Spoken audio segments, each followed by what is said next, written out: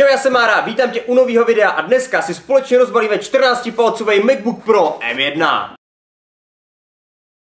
Tenhle MacBook jsem si pořídil z jednoho strašně jednoduchého důvodu a to je ten, že můj starý MacBook Pro z roku 2019 absolutně nezvládá stříhat 4K videa. A když prostě na něm chci něco začít stříhat ve Final Cutu třeba například, ten MacBook se totálně začne sekat, nedokáže to renderovat v nějaký dostatečný lhutě, aby to prostě šlo plynule, tudíž tam nahrajete 4K video a prostě se vám to kouše jeden krok za druhým, než vůbec něco sestříháte, jsou Velikonoce. Takže už jsem na to přestal mít nervy a pořídil jsem si celou tu novou hračku právě na stříhání takovejhle videí. Ten MacBook v sobě má M1 procesor od Apple, což je jeden momentálně z nejvýkonnějších čipů vůbec, co do toho dávají. Dneska už je samozřejmě M2, i když to není žádný markantní rozdíl, tak já vám za chviličku hnedka řeknu, proč jsem si vybral o rok starší MacBook než ten úplně nejnovější. Další konfigurací je to, že to v sobě má 14-jádrovou grafickou kartu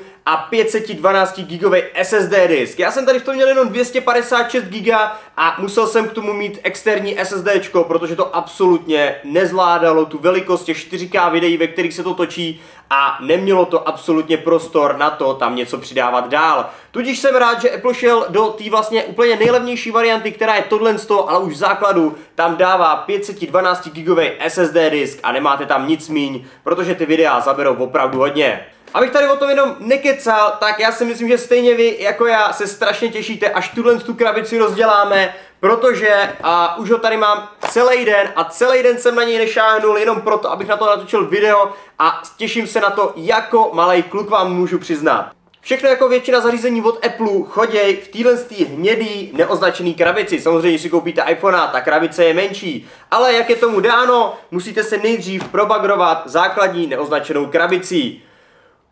Na tohleto se hrozně těším. Yes, první dílek, nekoukám se, je tam. MacBook Pro se 14 palcema.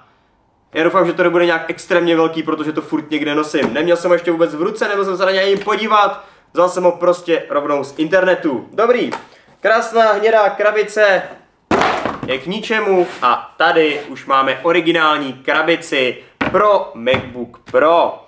A krabice, asi jak od všech ostatních MacBooků, už jsem jich pár měl, je furt stejná, je prostě bílá a dneska třeba už nový 14kový iPhony se nebalej vůbec do folie, tudíž tohle je ještě model, ve kterém folie je a já se strašně těším, až si ji sloupnu. Jo. Je to taková zábavná uchylka, když sundáváte folii z něčeho takového, každopádně z folií pryč a tady už je nový MacBook. Uvidíte ho dřív jak já, protože kamery jsou tam nastavený a já to neuvidím, takže tam tadadá, je tam? Juchu, vypadá to, že tady je, že jsme ho dostali a takhle vám přijde krásně zabalený ve folii, oblepený, aby se mu nic nestalo, ani když ho vyndáte. Já ho dám ještě na chviličku stranou, koukneme se na to, co je vevnitř. Vevnitř samozřejmě budete mít pár průpovídek toho, jako návod, jak se k tomu máte chovat, co s tím nemáte dělat. Je tady hromada psaní, já nevím, schválně mi dejte do komentářů dolů, jestli to někdy někdo četl. Já jsem to teda v životě nečetl, ale co už jsem někde viděl a na videích, a nikdy jsem to neměl, je černá samolepka loga Apple. Tohle dává Apple jenom ke svým prémiovým zařízením a ke všemu ostatnímu, co jsem kdy dostal, byla vždycky bílá nálepka, černá je unikát, dává se to k těm prémiovým a drahým zařízením. Takže pokud chcete prémiovou a černou samolepku, kupte si notebook nad 50 000 a dostanete to. Je to nefér, já vím, že jo, ale od něčeho se to přece alespoň trošičku lišit musí. Fajn, to hodíme taky stranou, protože to absolutně nepotřebujeme. Nebo já nevím jak vy, ale já jsem na tyhle věci úplně nikdy nebyl. Další věcí, co k tomu dostanete, je napájecí adaptér, samozřejmě bez toho by vám notebook úplně nefungoval. Samozřejmě klasicky s USB-C a o víkendu při 20,3 V máte 3,3 A. což je už docela dost výkonný adaptér, si myslím. Taky je to krabička pořádná, fajn, zabalená, nepotřebujeme vědět dál. Co je ale novinkou, je tenhle ten MagSafe kabel, který vlastně se nám vrátil z původních MacBooků, a který byly někde, jestli se nepletu, před rokem 2017. A je to vlastně magnetický konektor, který MacBooku jenom přiložíte a on se vlastně magnetem sám napojí a nabíjí. Já jsem úplně neštudoval a doufám teda upřímně, že to jde, jestli ten MacBook jde napájet i za pomocí USB-C klasického kabelu, protože C to má. Já totiž mám všude, jak v kanceláři, tak doma, tak u třeba rodičů, mám prostě všude rozmístěný tyhle napájecí adaptéry s kabelama a jsou to USB-C, takže bych nerad to všechno měnil tady za MagSafe, který bude určitě neskutečně drahý, když ho budete muset koupit samostatně. Takže na to se ještě potom podíváme, a nebo to nejlíp plně otestujeme. Fajn, krabička je prázdná. No, mohli by tam ještě třeba něco dát, že jo? Je to taková hezká krabička, hluboká a vlastně se v ní absolutně nic skoro nenachází, jenom krom toho MacBooku. Dobrý, hodíme to stranou a samozřejmě na co se nejvíc těšíme je tato samotná destička.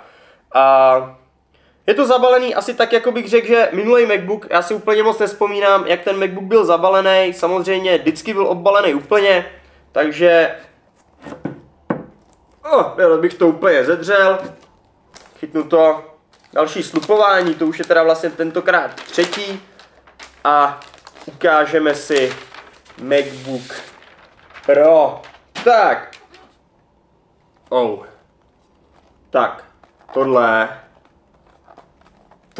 to je fakt masakr. Držet to v ruce úplně, to je úplně, No, každopádně ten MacBook je v celku těžký. Určitě, když si vezmu tady 13-palcový MacBook z roku 2019, tak je to tíha. Tohle je určitě lehčí. Co je důležité si u tohohle zařízení říct, je to, že tady design šel až tak trošku na druhou kolej a byl tady důležitý ten výkon toho zařízení. Proto ten MacBook není už tak stavěný úplně na ten design, jako jsou třeba Airy, který prostě musí být designový, a tady je důležitý ten naprostý výkon. Já teda nemůžu na ten design ani nic říct, spousta lidí to trošku hanila, řešilo se to, ale mně se ten MacBook obrovsky líbí, hlavně kvůli tomu, že je třeba hranatý, místo toho, že předchozí MacBooky byly kulatý. A ten MacBook má po obou dvou stranách obrovský průduchy na sání vzduchu, kvůli tomu, že bude asi teda hodně potřeba chladit díky tomu výkonu. Každopádně logo jabka nám zůstalo klasicky skleněný černý, tam není vlastně vůbec žádný rozdíl a má to velký takovýhle gumový podložky, ty jsou teda fakt velký oproti těm předchozím, řekl bych, určitě. Jo, ty předchozí jsou takový malí cvrčci, kdežto tady jsou to opravdu takový koláče. Každopádně na spodní stranu si myslím, že se absolutně nikdo nekouká. Důležitý je ten vršek toho MacBooku. Fajn, zase to udělám pro vás, že to uvidíte jako první a já ne. A to je samotný otevření tohohle z toho MacBooku. Takže takhle vypadá první otevření. On se zapnul. A je tam látková folie. Dobře, nechci si šahat úplně na displej. Takže by tady měli mít sakra nějaký uchyt, za který se dá sloupnout, ne? Hej. Jo, dobrý, OK, jde to chytit ve spodní straně, to není nějak nalepený.